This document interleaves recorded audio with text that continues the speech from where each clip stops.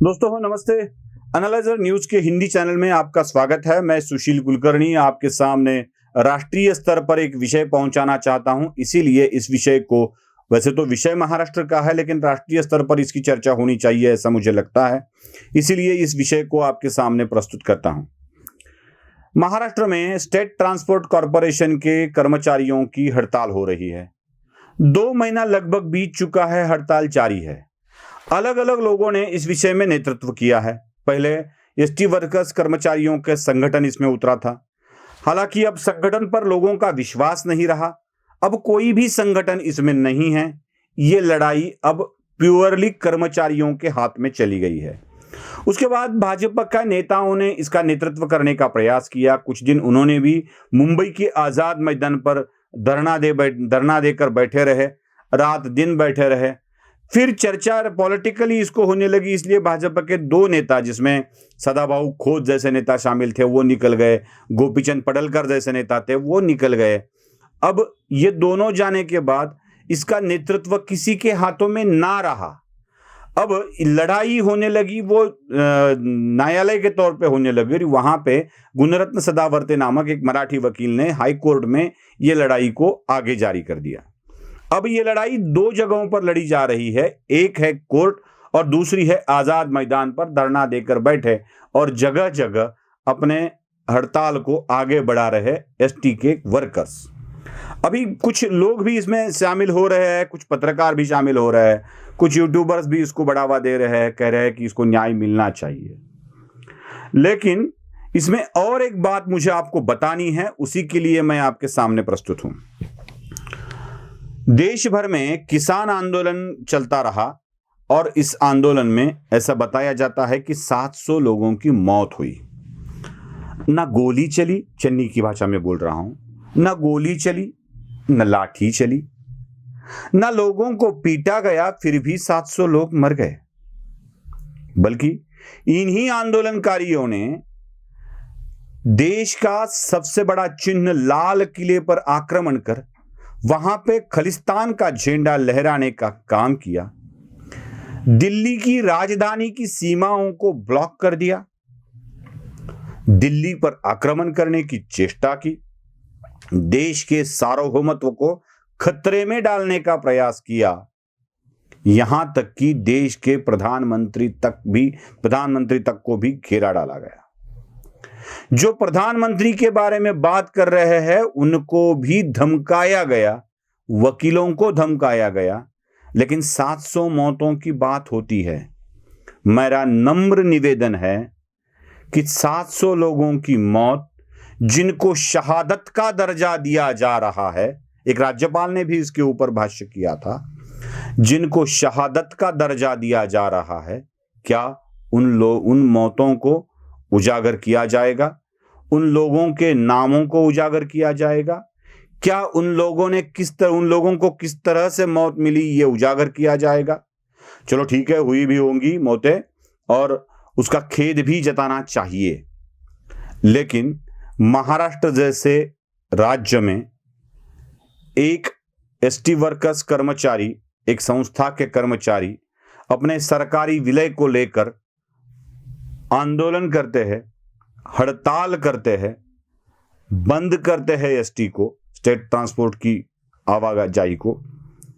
उनमें कितने लोगों की मौत हुई है इसका अंदाजा भी है आपको?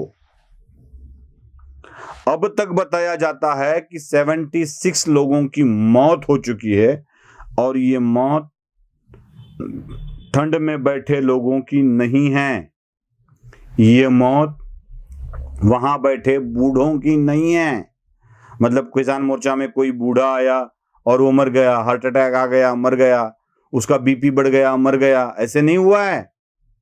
इन लोगों ने एक तो अपनी जान दी है, जहर खाया है, फांसी ली है, खुद को जलाया है, हार्ट अटैक से मरे हैं, नोटिस आ गई, हार्ट अटैक आ गया, मर गया।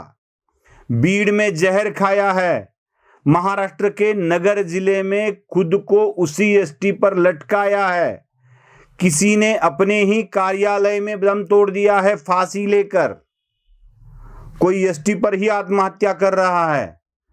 76 लोगों की मौत आज तक महाराष्ट्र के स्टेट ट्रांसपोर्ट के कर्मचारियों की हुई है। क्या इन 76 मौतों को शहादत का दर्जा दिया जाएगा? क्या 76 मौतों की 76 मौतों को क्या काउंट कर रही है महाराष्ट्र की सरकार? क्या जो आंदोलनजीवी है इस मौत को गिन रहे हैं? क्या इसको गंभीरता पूर्वक ले रहे हैं? सवाल तो पूछना पड़ेगा ना। क्या अब तक किसी ने उद्धव ठाकरे महाराष्ट्र के मुख्यमंत्री को घेरा डाला है? घेरा डालने की बात आती ही कहां है? वो वर्षा या मातोश्री से बाहर आकर कभी मंत्रालय तक नहीं गए, कभी अपने घर से बाहर निकले दफ्तर तक भी नहीं गए। कहां घेरा डालेंगे उनको? जगह तो होनी चाहिए घेरा डालने के लिए। क्या कभी परिवहन मंत्री रह रहे अनिल परब को किसी ने धमकी दी है?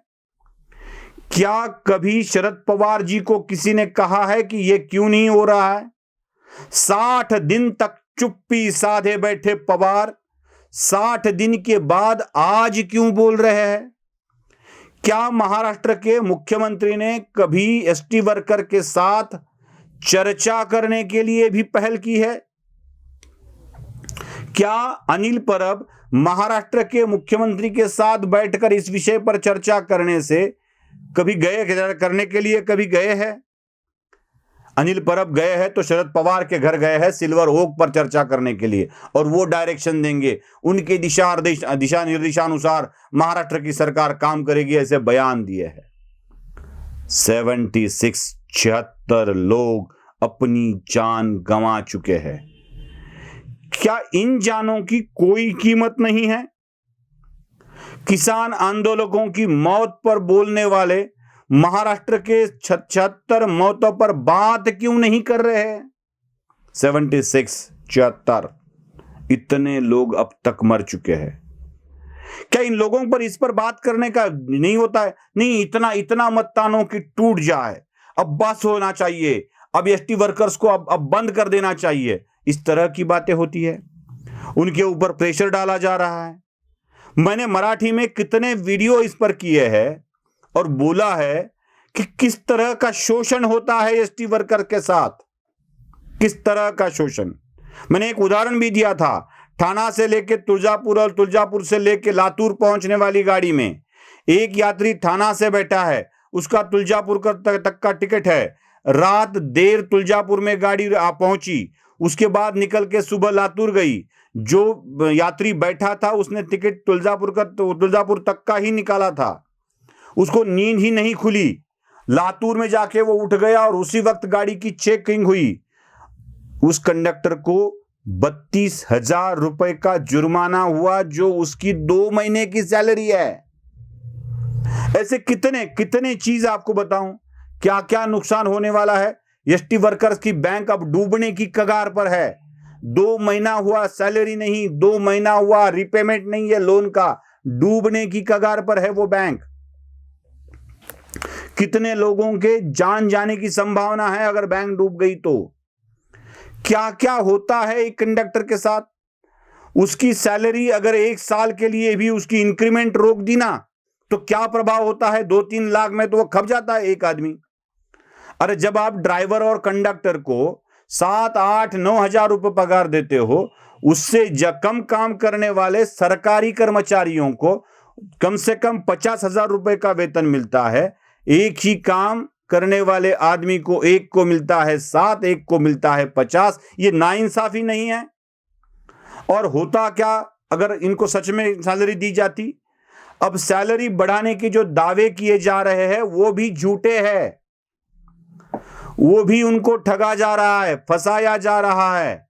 अलग ही आंकड़े पेश किए जाते हैं, अलग ही आंकड़े दिखाए जाते हैं, असल में मिलने वाली सैलरी अलग ही है।